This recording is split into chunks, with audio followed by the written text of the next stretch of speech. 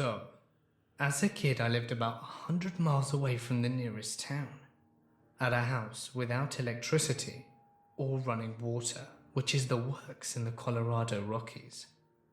This place was in the absolute middle of nowhere, and we frequently saw all kinds of wild animals, ranging from elk, deer, coyotes, and cats. Our property and a bunch of other neighbors' properties bordered national forest roads, so to keep people off our road, we had to gate about 1.5 miles from our house that we drove through before we reached our house. This time of year, we are the only people up there, as all the other homes are hunting cabins, long empty by this time in late winter. Now, this was not the type of gate that you could drive around if you forgot your key. There were tons of trees all around it, with barbed wire, ditches and such, so anyone wanting for off-road around it would basically have to build a new road around this gate. Well, one night, my mother, brother and sister and I pull up to the gate, and we cannot find the key. It's gone. So one of us, i.e. me, has to walk all the way back up to the house in the pitch black to fetch the spare key and make their way back down.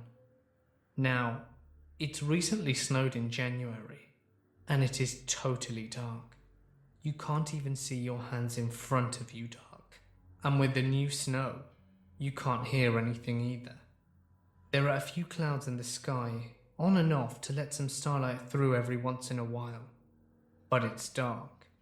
And of course there isn't a flashlight either. So off I go. First you walk through around 200 meters of trees.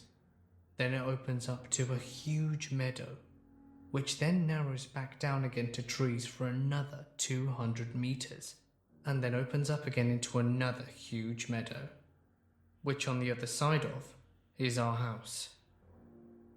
I set out and everything seems fine. I'm just irritated that I have to do this.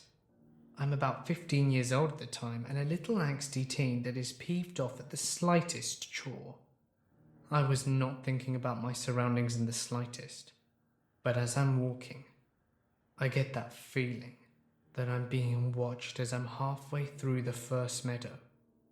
That deep, creepy dread that something is right behind you and you can't see what it is, made it 1,000 times worse by the lack of light and lack of being able to hear.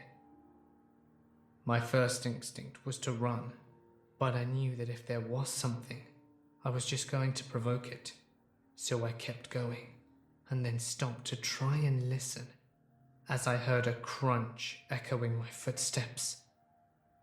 Holy shit. This time I walked a little faster, and I knew there was something behind me. It was probably a cat as well, so I just kept walking right into the second bunch of trees before it opened up into a meadow. I could see our house. I could feel the pressure. At this point we were predator and prey, and I could feel the breath on my shoes. So second clearing comes up and I know what the plan is, and I am about to book it. Thankfully, I'm familiar with what to do, and I scream as loud as I can. As I do so, my dogs hear me and they run to chase whatever it is from behind me. They continue running past me and I book it into the house. When I get in, I grab the 12 gauge first and the keys second, then pick up the tractor keys and jump in. There was no way I was going to walk that again. As I'm driving back towards the gate, I see the dogs running back. At least they weren't hurt. That could have been extremely dangerous. I also see the tracks. I knew it was a cat. It actually started approaching me from the first meadow and was tailing me for a long time. I tell my family the whole story, and I know that I'm not going to get any sleep tonight. From that day, I refused to be out alone at night in the countryside without a weapon.